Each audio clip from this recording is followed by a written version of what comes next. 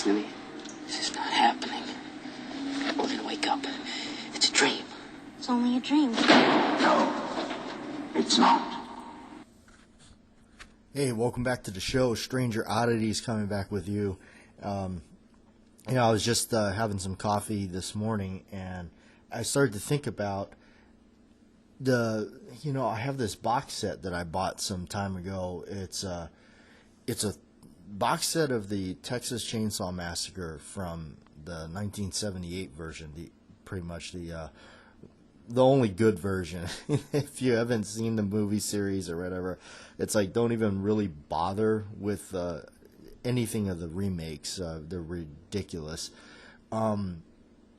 But the original 78 one is always my favorite because that's kind of that's the first one I ever saw, and it just it set a tone. It really did.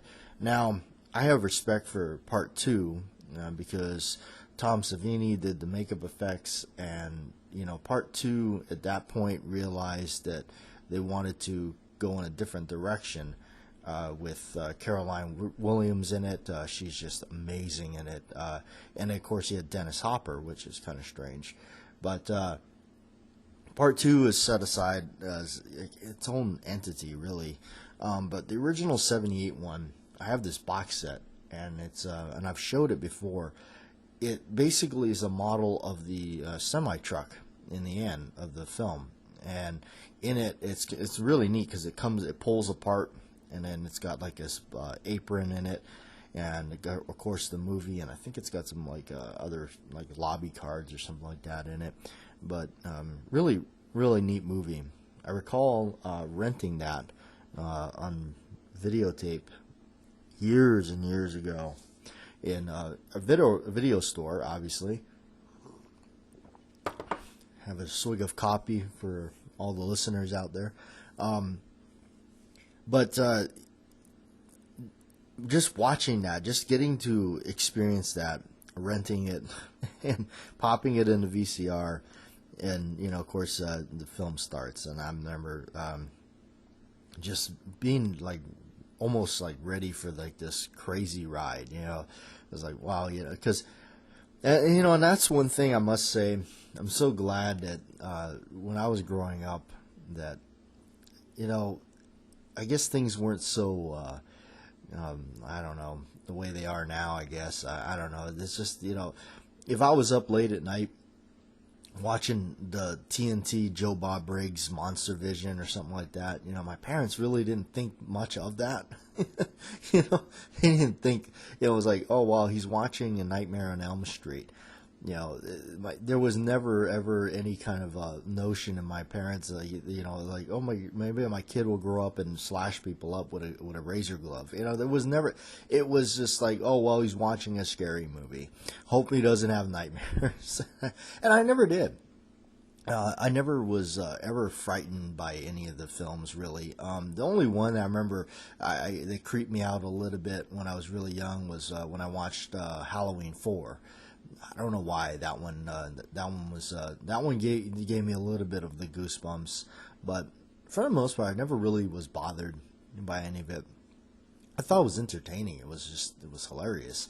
But that original Texas Chainsaw Massacre movie I watched, that was just the grittiness of the movie, just how it's just done. The fact that they had next to no budget. And the way they did everything, the filming, Tobe Hooper is a genius, rest his soul. That's the other thing that's kind of just something to think about. It's like, man, the majority of those people that were in it or involved in it passed on. The director, Marilyn Burns, I believe, is the gal that plays Sally in it. And I believe the actor that played Franklin, and of course, Gunnar Hansen, he's passed on now. Crazy to think about that, but watching that movie when I was younger, I was like, man, that was some really crazy stuff. It was definitely unique. I like the way they filmed it because I like the fact that it's grainy. It's got elements in it that you definitely don't see this kind of stuff in films today. You can definitely see it was guerrilla style filming. One of my favorite scenes in it is that it's after they visit the gas station. You got Franklin is in the wheelchair, and they pick up some beef jerky or something, and he's got like this I think it's a sausage or something, and he's chewing on it. It's like a cigar, he's got so he's got this thing, and he's spitting out like bits of stuff from it. You can tell too, there's a couple scenes and it's not like focused on it either.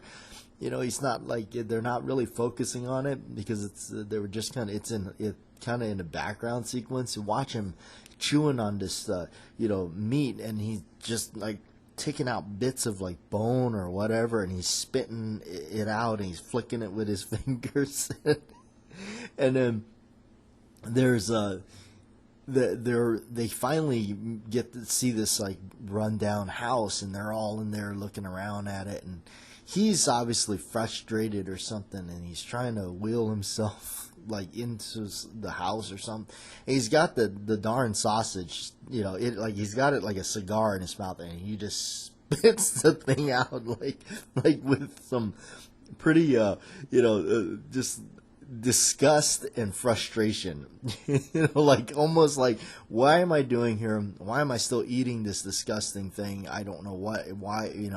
But that part is just hilarious. The whole lineup once he gets that thing and he's just eating it, and you can tell he's not really like, it's like, he doesn't like it, and he's spitting out this bits of bone or whatever. I just thought that was such a brilliant scene.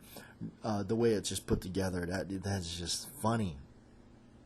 Yeah, and he really is a character, man. That actor that played him, and that was such a good acting, really good acting. And then of course the cook, which he has passed on as well. The guy that played the cook is just, he's so into it. I mean, he really sold that character. But I remember hearing about the scene a lot. And it's a scene when I think it's the driver of the van, he's looking for them. Everybody's lost, and you don't know if people are alive or what happened. And he goes to the house. He's calling out, and he hears like this, the pig sound or something like that in the back. And he goes walking up to it, and he's trying to figure out what it is. And that big metal door just pops open, and he kind of, he trips on like a little thing on there, and he looks up, and there's the infamous Leatherface, and it's a red room lined with skulls. And when he clobbers him with that hammer, it is just, the realism of that is just crazy. And I think it's just because of the way they filmed it. It just the fact that it looks like some kind of like snuff movie or something. Same with when they get Marilyn Burns at the dinner table. I mean, just imagine the grueling process of this actress doing this and going through this whole process. And they get her over a pan, and then of course they're just hitting her with this hammer, and it's a rubber hammer or whatever it is. But the fact that the sound effects that they used, the way they shot it, it just seems so real. But yeah, this is the kind of movie that you just won't see anymore. Now, when they remade it with R. Lee Ermey, again another really good, another good person we lost. When they redid it with R. Lee Ermey, I thought that he really makes that remake. R. Lee Ermey really, he put forward everything he could to make that character.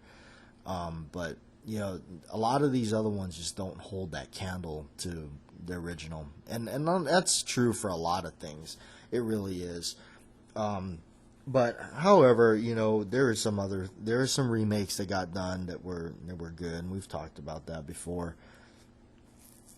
But looking at if you look at the Halloween series, of course, Halloween was another one that came out in '78. The original, directed by John Carpenter. That is such a classic, and I really do feel, for me, like the first 5 of those movies really stand alone as, to me, the best. The best. Now, I like Part 6 of Halloween because I did see that one in the theater. It's decent. But it's the first, in a sense. It's not the '80s the good old '80s anymore. I think that one is a '90s, somewhere in the '90s. But that first, the first 2 are just, to me, are really just awesome. You got to have the first 2 because the first 2 just kind of go side to side. Now the third one, in which we've talked about that, Season of the Witch with Tom Atkins, they should have just made that as a standalone movie. It would have been way more successful than I think it was. I think it's got more of a cult following now, of course, and I'm one of them. I love that movie. It's great if you can watch it without thinking about Halloween in itself, about Michael Myers and all that. It's a great horror movie, classic '80s stuff. But then, Part 4 comes around, and it's the return of Michael Myers. Okay, now we're back. And, a lot of people make fun of the mask. And, of course, they make fun of the mask in Part 5. But if you look at, and I mean, I'm telling you, when it comes to whatever the other ones are, like the H2O one, I remember seeing that when it came out. H2O, and what's the other one, Resurrection or something like that. I mean, those masks, whoever made the decision to say, yeah, this is a good mask, let's go with this, you need to be fired. I mean, that is just horrible. Somebody needs to go back and watch the originals. It almost looks like somebody had no idea whatsoever what the original Myers mask looked like, and they just made up this goofy, mask. It just was just sad state of affairs. Now, the mask in Part 6, actually, I like. I think it was a good mask. It did serve its purpose. And people that knock those older masks, I mean, just come on. I mean, take a look at this. Maybe it's because I grew up with the '80s stuff. Maybe that's just because of it. And you got a lot of the younger generation coming around, and they just don't have the respect for it, or because they are growing up with this modern stuff. I don't know. But for me, when we went to the rental stores, man, I tell you, in the horror section, I mean, at the time, a lot of these were either the newest thing out or not that old. I mean, they were only a few years old when I was going through these rental stores and renting this stuff. I mean, a lot of this stuff was fairly new. You had the, all those Nightmare on Elm Street films and stuff like that. A lot of that stuff was just, that was the newest thing. I mean, that was hot stuff, Friday the 13th, and so that is just where I kind of all that stuff I loved. One of the ones that they were showing on, I saw it originally on Joe Bob Briggs' Monster Vision, was The People Under the Stairs, Wes Craven, another great person we lost. Wes Craven and People Under the Stairs, that is such an underrated movie. I tell you, that is an amazing film. The story is absolutely just crazy. And Wes Craven has this thing about booby traps. He's admitted that. You watch like Last House on the Left, which is absolutely just bonkers, crazy story. That and the original Nightmare on Elm Street, where Nancy starts, planning all the traps for Freddy. It's really neat. So Seeing People Under the Stairs was almost like, wow, this is like his It's like this is like his own little castle full of booby traps. You know, that was really neat to see that. Everett McGill and I think her name was Wendy Ruby, I want to say. Now they were in the Twin Peaks or something. But they ended up being in this one together. They make such a sinister couple, for what they had to do in the film. Absolutely great.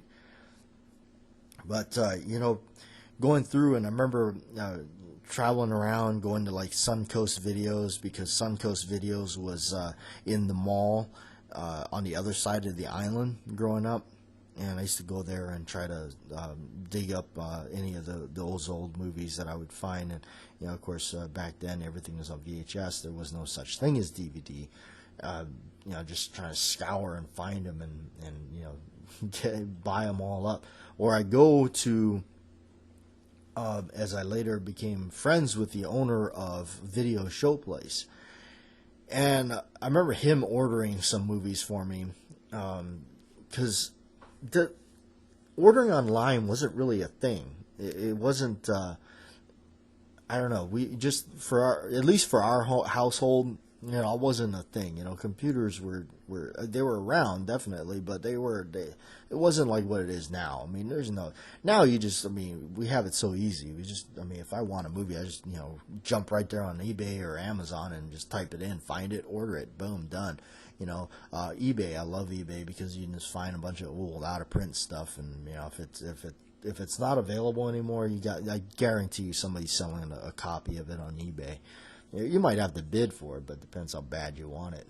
So, or it's nice that they're going back through and we've talked about some of these other companies, Vinegar Syndrome, Scream Factory. They're going and re-releasing a lot of this stuff and getting it back out there. When I watched Just Before Dawn, that was out of print for a long time. I wasn't about to spend any kind of hefty cash just to get a copy of it because I've never seen it. But once it came around back on re-releasing it, and it was $20. Heck yeah, I'll buy it. I'll check it out. And yeah, it's not the greatest, but it's all right. Hitcher in the Dark for a while there, that was out of print. I wouldn't imagine spending like $50 on that because it's not that great of a movie. But again, now that it's available and it's in the $20 range, whatever, yeah, sure, check it out. But if it's not a movie that I know for a fact that I'll watch over and I know it was good, like the Phantasm box set when that came out, that got re-released on Blu-ray. I saw that box set in Best Buy. Man, if I had known, that was such a crazy thing. That box set came out and like within 24 hours it was out of print and the price doubled. I paid $60 for the box set. Now you go online, it's like $260 if you want one. And then there was supposed to be another re-release of it and everything, and that one I don't even know. I don't even think that even saw the light of day. And people are paying upwards of ridiculous amounts of money for it. But I'm just at the point where, I literally have two full sets of the movie series. I've got the original on on DVD back when it came out and all that. And then, of course, I got part 2 and part 3. But it's like, I got the old original Anchor Bay ones. And then now there's, this new box set thing. And it's always with, and if you look at the Phantasm series, part 2 is the one that's going to be hard to get all the time. It was very difficult to get for a while there, and they finally released it on I remember seeing it on it was one of those multi-packs, like, 4 movies in one kind of thing. I remember seeing it on there, but by then I had already ordered and bought the Blu-ray releasing of it, which was by Scream Factory, I believe. And it was like this big, deal, and that was many years ago. I was just so excited to finally get it, and it was definitely awesome. Now again, it's having problems with being reprinted again. The box set has it as well, but the box set, if you look, that's the one disc that's off. It's different. It's a different, factory doing it. So that tells me it's something about whoever owns the rights to that thing. That's usually what's going on. It's whoever owns the rights to these things. That's why we're having trouble getting certain ones. Certain ones are not available, and that goes for a lot of old movies too. Sometimes VHS is the only place you can get them, or the only way you can get a hold of them. So, if you're like me, you save your VCRs and you still hunt down some of these old videotapes, or you hunt them down just for the nostalgia. Not gonna lie, if I ever seen the original Phantasm on VHS or something like that, I'd probably buy it just to have it. The same I did with the Kelly's Heroes with Clint Eastwood. I remember seeing the big box. It's like a big cardboard box it opens like a book, and there's the tape in there. That's the one I had growing up, and I, of course, got rid of it or whatever, and I've always regretted that. So when I saw that at the record store, it was like a few bucks, I just snatched it up. I bought it. I also have a very original copy of the Texas Chainsaw Massacre with that really cool artwork in the front, with the eyes wide open in the background, and it looks like a watercolor painting, and then he's sitting there wielding his chainsaw with this really creepy looking face on it. I have the original media home releasing on that. You pull the tape out, and the dust tape cover on the top of it. It's that brownish weird color and everything. So yeah, those of you that are really into VHS, you know what I'm talking about. But very interesting times, very cool stuff. But anyway, I figured I'd come around and chat with you here on Morning Radio.